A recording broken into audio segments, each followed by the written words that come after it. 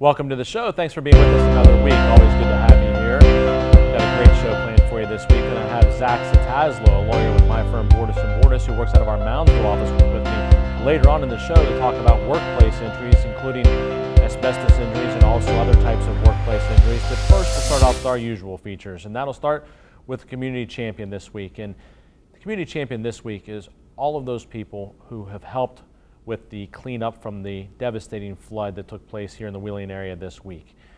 Very, very tragic loss for some, very significant losses for others, and it's been a very trying time for many people here in the Wheeling community. But I've also seen so many people rally around those who need help, whether it be just love, hugs, support, or also getting dirty and helping people out through cleaning up with them, digging them out, trying to get mud out of their basements, whatever it may be, whatever needed to be done. So many people have rallied, and that's one of the things I love most about living in this area, is that when people need help, people give help. And once again, it put a smile on my face to see so many people helping others out in their time of need. So kudos to all of those who helped their neighbors, their friends, their family members when they needed it most. And of course, my thoughts and prayers go out to all of those who lost a loved one, or who lost items from their home, or who had other terrible things happen to them as a result of this flooding. May God be with you all during this time. Next up, a quote of the week. This comes from Hugh Prather, an American writer, minister, and counselor who died in 2010, but for the really latter part of the 20th century was well-known in those areas. And his quote is this: "Just when I think I have learned the way to live, life changes." And that's so true. I mean, I've found that throughout my life that, just when I kind of figured out how to be a kid, I became an adult. And just when I kind of thought I had figured out how to get through college and get through law school, I graduated. Now I had to move on to my work life. And just when I kind of was thinking I figured that out, I became the managing partner of my firm and had to learn how to run people and stuff. And the same is true in my personal life. Just when I think I've figured it out, life changes. You think you understand what it means to be a good boyfriend, and then all of a sudden you get engaged or married. You think you understand what it means to be a good husband, and then all of a sudden you become a father, and you have to figure that out. And that happens all throughout life. And then someday hopefully I'll have the opportunity to try to figure out what it means to be a grandfather. No matter what happens, life throws us a lot of curveballs. It brings a lot of changes, and we have to adapt to those. Just when we think we've figured it out, something's going to change, and we have to figure that out now too. And I found that's the time you turn to God the most. That's the time you rely upon your faith, you rely upon those that love you and care about you, and you try to get through those things as best you can. I think that's part of the test of us being here, is to see if we can get through and face those challenges and those trials and tribulations that we go through, to see if we're going to deserve and get to heaven someday, if we're going to be rewarded with God's grace. And so I think it's important more than ever to realize that life will bring you changes, and when it does, you have to find a way to adapt to your new life as quickly as possible. You have to find a way to get through those things that you're facing and say, you know what, my faith is what's going to get me through. I'm going to be strong. So great quote there from you, Prather. Just when I think I've learned the way to live, life changes. A legal tip this week, and I think because of all the flooding in the area, I think it's important for people to understand this, that just because an insurance adjuster tells you don't have insurance coverage for some type of loss, it doesn't mean it's necessarily the case. For example, a lot of people are calling saying, hey, the adjuster's saying I don't have flood insurance. Well, just because you don't have flood insurance doesn't mean that the water losses that you're experiencing are necessarily not covered. And sometimes that's dependent upon different things. For example, whether the water came in from a stream or creek, or whether it came up through the sewers. That can be the deciding factor on whether or not you do have coverage. There could be other items in your policy or ways that things are covered. They may tell you, hey, you don't have coverage for mold, but if the mold grew because of something else, there's a whole different host of things that to be looked at. Your insurance policy is a contract, and that's basically what controls the relationship between you and the insurance company, and they're very difficult to understand and read. Even as a lawyer, I usually read over them 2-3 times to make sure that I'm not missing anything. I understand all the terms, that they're, in addition to the policy itself, there are typically amendments that are issued or endorsements. There are exclusions that are part of it, and you have to understand all those things and read them together to know exactly what is covered and what is not covered. So the key thing being that if you're not sure, or just even if you want to make sure, if they're covering it, great, fine. You don't have an issue. But if somebody's telling you, an insurance adjuster, that something's not covered, it certainly is to your benefit, and it would be wise to go speak to a lawyer that handles insurance issues Find out exactly what you do have coverage for, what you don't. Talk to your agent. Sometimes even the agents, though, can get confused on things, but talk to them and find out what they believe you have, what they believe they sold to you, because the agent and the adjuster can have two very different opinions of things. And of course, the agent wants to retain you as a customer, and the money's not coming out of the agent's pocket when they pay out those claims. It's coming out of the insurance company's pocket, and the adjuster works for the insurance company itself. So important to talk to your agent, talk to a lawyer, find out exactly what you do and don't have, find out what your rights are so that you can make sure that any losses that you do have that could potentially be covered are indeed covered. We're going to need to take a break. When we come back, I'm going to have my guest with me this week. That'll be Zatezalo. We'll be talking about workplace injuries, including asbestos and other types of workplace injuries. Stay with us here on the Jamie Bordas Show.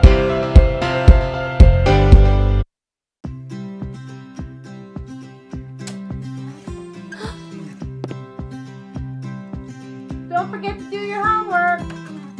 All right, Mom.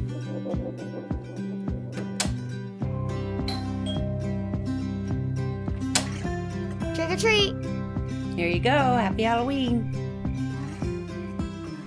For your home, for your life, for more than 50 years. DeNoon Lumber.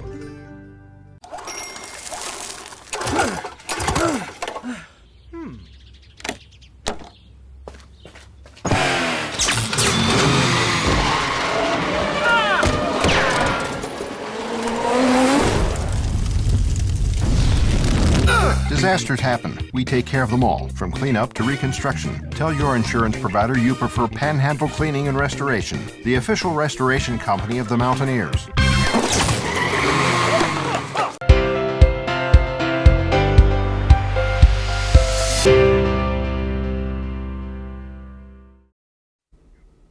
Welcome back to the show. Thanks for being with me again this week. This is always my favorite part of each show when I have a guest with me. And this week my guest is Zatezalo, a lawyer with my law firm, Bordas & Bordas, who works out of our Moundsville office, and a Moundsville native. Zach, thanks for being here with us. Oh, thank you, Jamie. It's my pleasure. I guess I should maybe say Glendale native, not Moundsville native. But fair enough. There's a difference, I know. I don't want to offend anybody from Marshall County or you, That's right. But a Marshall County native nonetheless. John Marshall graduate, and of course, basketball player down there, and mom and dad still living down there, and you're working in the Moundsville office. So,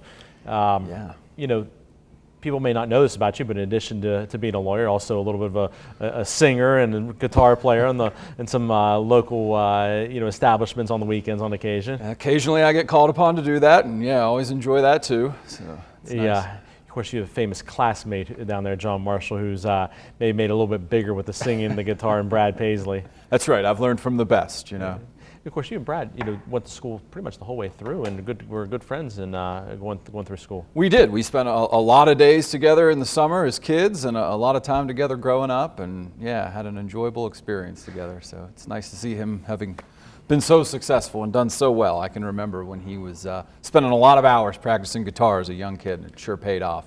Well, let's get on to why you're really here. That's Right. talking about workplace injuries, and that's something that you've spent a lot of your career you're representing people on, or injuries in the workplace, and there are kind of two different areas that maybe we'll talk about a little bit. But let's start off talking a little bit about the asbestos world. And people may hear about the asbestos. They may see advertisements for them, and a lot of these advertisements come from out-of-state lawyers with 800 numbers and all this type of thing. But people may not realize that lawyers like you do that right here in the Valley and represent people, and you're dealing with local lawyers that have had success in doing this. And but people may not know how it comes to be that even this asbestos litigation came about, and how it is that people can recover for being exposed to asbestos. Sure. Asbestos is something that it touched my family at a young age, and sort of got me interested in what it was and how it was affecting workers in the workplace. My grandfather was a railroad worker, and he was exposed to asbestos and ended up developing lung cancer. But asbestos is essentially a mineral. It's a silicate mineral. It's mined from the earth, and it's a valuable commodity in industry for a number of different reasons. One is it has a pretty good tensile strength. It's a good sound dampener, but most importantly, it is a flame retardant. It's very resistant to heat and electrical conduction, so it has a lot of attractive properties to industry. The unfortunate part of it is that it's also a human toxin, and it can cause a number of different diseases, including lung cancer and another type of cancer called mesothelioma. In all of our bodies, there's a layer of tissue that surrounds all of our organs called the mesothelium. And unfortunately, asbestos can cause cancer in that lining, which is a very unfortunate condition. It's very difficult to treat, and it can cause folks a lot of pain and problems. People typically don't survive when they're diagnosed with mesothelioma. They typically don't survive. Yeah, unfortunately, the survival rate is very, very low for individuals with mesothelioma. And typically, people come to be diagnosed by first, starting to have coughing and have fatigue and tiredness and, pain in their chest, which causes them to go to the doctor to be checked out. And unfortunately, sometimes it ends up being a diagnosis of mesothelioma or lung cancer. With respect to mesothelioma, I mean, that's the only way you get it is from asbestos exposure? That's right. When you've had mesothelioma, odds are you've been exposed to asbestos in one shape or another, and then there's different ways that people can get exposed. For instance, as asbestos has been used throughout the country for decades, if not 100 years or more, in all types of different industries, everything from power plants to chemical factories to railroads to the construction trades. I mean, asbestos was used a lot decades ago in things like insulation and wallboard, roofing tiles, those types of things. So people that worked in construction trades, they were exposed, tearing off roofs and kicking up the dust that contained asbestos.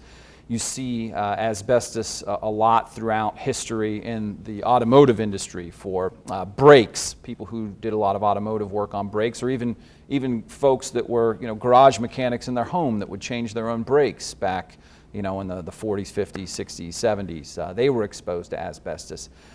More recently, we've seen litigation arising over talcum powders, and talc is another mineral that is mined from the earth, and a lot of times the talc seams and the asbestos seams in the earth are sort of intermixed, and so when talc is mined, you're bringing up a lot of asbestos with it too, and that ends up, of course, finding its way into different talc-containing products, which has led to a lot of litigation recently with women who've developed ovarian cancer from using the Johnson & Johnson shower-to-shower talcum powder products on a regular basis. Just a few weeks ago, in fact, we saw a testing that was done on some makeup that, I don't know if anybody who's familiar and has young daughters has probably heard of Justice, the retail clothing store. They sell makeup and clothes to young girls and tweens. Justice makeup was found to be contaminated with asbestos, likely from the talcum powder that was contained in that makeup. So that's been pulled off the shelves, and that's a potential exposure for young girls putting makeup on for the first time. So there's a lot of different ways that people can become exposed directly, and then some of the saddest and toughest cases we see are men who worked in these various industries and brought their clothes home for their spouses to wash, and the spouse ends up getting mesothelioma because they were exposed to the dust on the clothes. And of course the workers didn't know. They didn't know that they were bringing home something harmful, and that's a tough situation for a family. We also see it with the kids. Dad comes home, hugs the kids every night when he comes home from work or whatever, and they're being exposed as well. And then the one thing you've seen with asbestos is that this latency period where you may be diagnosed years later, decades later, and people may wonder, well, geez, I haven't been around asbestos lately. I don't think, how was I exposed? And they find out, well, it was from hugging Dad, a couple decades, 3 decades ago. And one thing people may wonder, Zach, is, can they do anything about it when the exposure was years ago? And they may think, aren't there like statutes of limitations and things like that in the legal world? But there's some exceptions with respect to things like this. There are exceptions to those limitations periods, and they largely center around when you discovered that you have a disease that was caused by a particular toxin. And so, you're exactly right. I mean, a typical latency period from somebody being exposed to asbestos and developing one of these asbestos-caused cancers or diseases is on the order of 30, 40 years. So until you've been diagnosed with a lung cancer or a mesothelioma, and really, are in a position to trace the source of that exposure, there is some leeway in terms of when that limitations period would start to run. So even if it's been decades since a parent or a relative has worked in one of these industries, you can still file a claim even today, and that would be typical that the latency period would take 30 or 40 years to develop. One thing I always tell people is if you are diagnosed with mesothelioma, go see a lawyer. There's questions that the lawyer will go through to try to help you determine when it was you were exposed and how you were exposed. That can determine those types of things that you may not even be thinking of, and it helps sort those things out for you. It's critical, maybe more so than any other case, that if you develop a mesothelioma or a lung cancer, that you do contact a qualified lawyer right away, because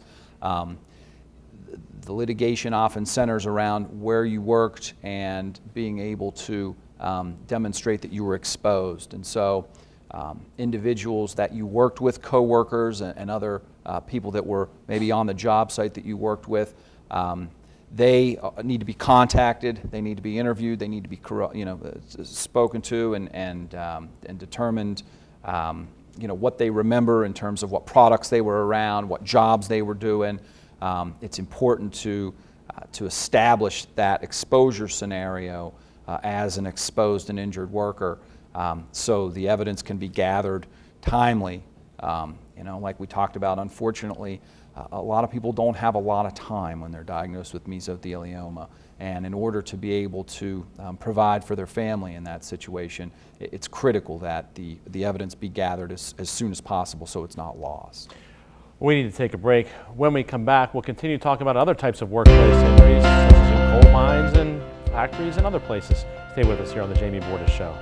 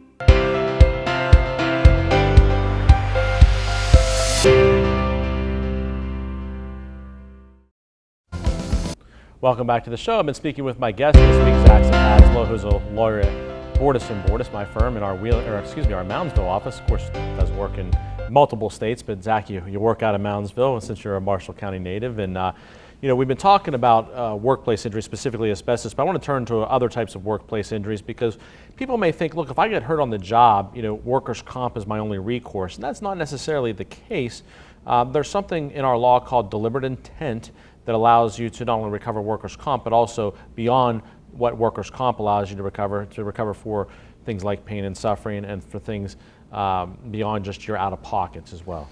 That's right. Workers' comp offers a limited recovery. They'll pay for your medical treatment, they'll pay for your time off work, but a lot of times these injuries are devastating and life-changing, and have all kinds of ramifications that continue to impact people's lives and their families' lives, and comp doesn't really cover that. But West Virginia is one of a number of states that do allow a recovery in addition for workers' comp for certain type of conduct on the part of the employer. And it essentially boils down to an employer who either intends to harm you in some fashion, which is fortunately a very rare occurrence. But more often, when an employer requires you to do something that the employer knows is unsafe and you get hurt on the job, West Virginia allows an additional suit beyond workers' comp to recover for the types of damages that you were talking about over and above what you could get in workers' comp. Just in the last year or two, you and I have finished up a couple of cases. We represented a coal miner who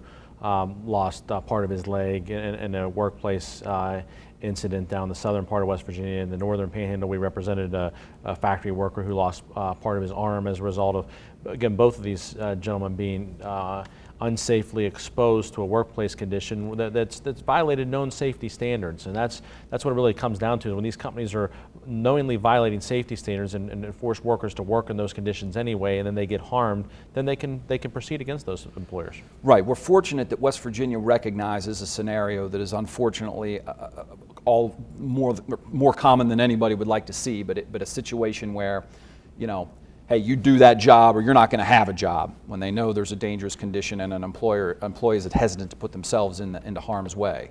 Another type of scenario that people may not be familiar with is that just because you get hurt on the job doesn't mean that you can't sue, even when there's just simple negligence, if another company or another company's employee causes you that harm. So in other words, it wasn't your employer that did something wrong, but you say you're on a construction site and there's multiple subcontractors working at that construction site, and you're working, say, as an electrical contractor, and then maybe somebody working for the plumbing contractor does something dangerous that causes you harm or negligently causes you harm. You can sue that plumbing company because it's not your employer, even though it's just simple negligence. That's right. That's not a claim that is covered under workers' compensation. That is a situation where if you have a third-party contractor that comes in and does something wrong and causes you to get hurt, you can file a civil suit against them, even though you may be still getting comp from your employer. The one amazing thing I found is even a lot of lawyers don't know this. They just think, oh, you're hurt on the job, workers' comp is what you get. There are exceptions to that. And again, it's why, just like we were talking in the asbestos world, it's important that if you do have a scenario like that where you're injured at work, especially if it's a significant injury, that you go see a lawyer and explore, and a lawyer that's experienced in these types of things to explore what your options are. Yeah, again, it's critical to establish all the facts, as timely as possible and gather the evidence that you need, because as time goes on, evidence has a tendency to get lost, people's memories fade, they remember things differently, so it's always important to contact a lawyer as soon as possible after something like that occurs. Well, Zach, I appreciate you being here this week. I know you've spent a little bit of time at the Marshall County Fair this week talking to folks. Looking forward to that, yes. And so I appreciate you taking time out to be here this week, and appreciate all the good work, of course, you continue to do. Well, it was my pleasure. I've enjoyed watching the show, and it's nice to be on the other side of it. We need to take a break. When we come back, we'll wrap up with sports. Stay with us here on the Jamie Bordas Show.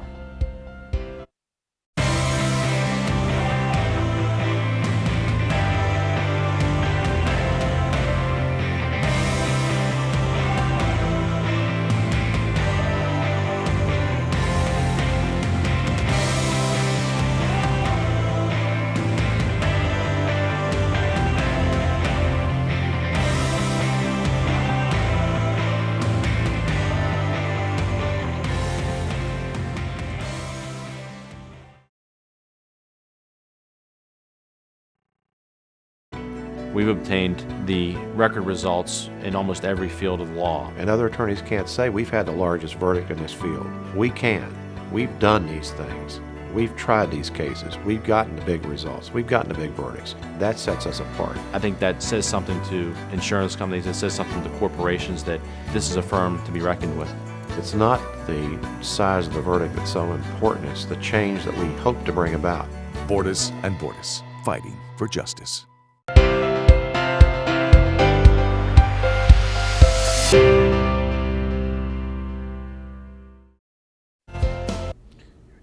Welcome back to the show. Time to talk sports here. I'm going to start off talking about the Pirates. I was able to get up and see the Pirates play last week, and they're looking better. I mean, since the All-Star break, they've been hot and playing solid baseball. Even the games they don't win. I mean, they had a little blowout here and there, but they're looking like they're playing good, solid baseball on a daily basis, and they're giving themselves a shot like I thought they would.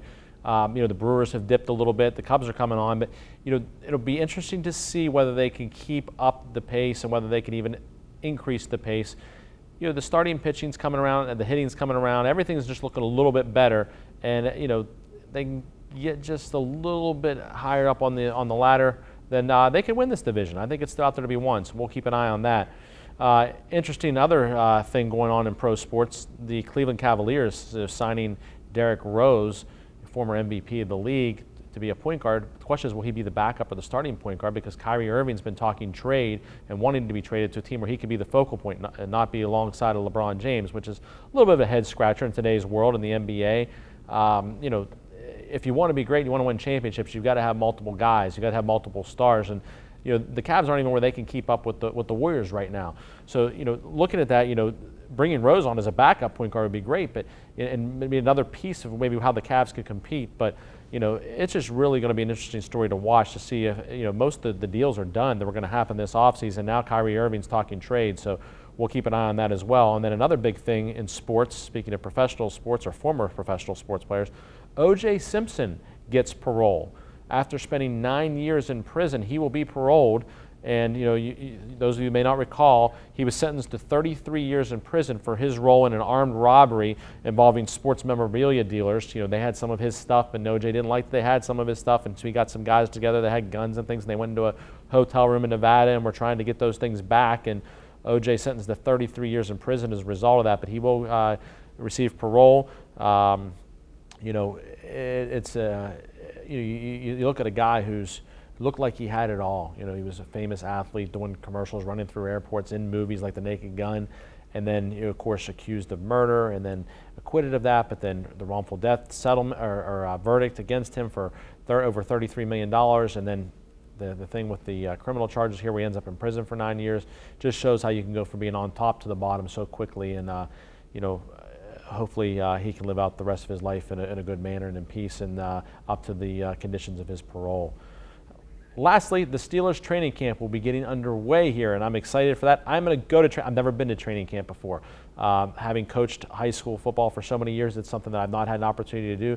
This year, I'm going to take the opportunity to go up there, hopefully take my son with me and check it out. So I will be looking forward to giving a report on what I see at Steelers training camp and what that experience was like, and a little bit of assessment of the team even maybe here in the next couple of weeks. So I'm looking forward to that, seeing what the team may have to bring. I really think this is going to be the year they get back to the Super Bowl, looking for that ring, and Ben's only got so many years left. So this is a year that they, if they're going to get it done, they need to do it while Ben's still with them, while they've got this young group of guys like Bell and Brown who are in their prime. So, let's take a look. Let's see what they can do. I'm excited for the NFL season to get underway, as well as the college football and high school football seasons that will be getting underway here as well. We're out of time this week. I appreciate you joining me. Appreciate having Zatezalo here as my guest. We'll see you again next week on the Jamie Bordas Show.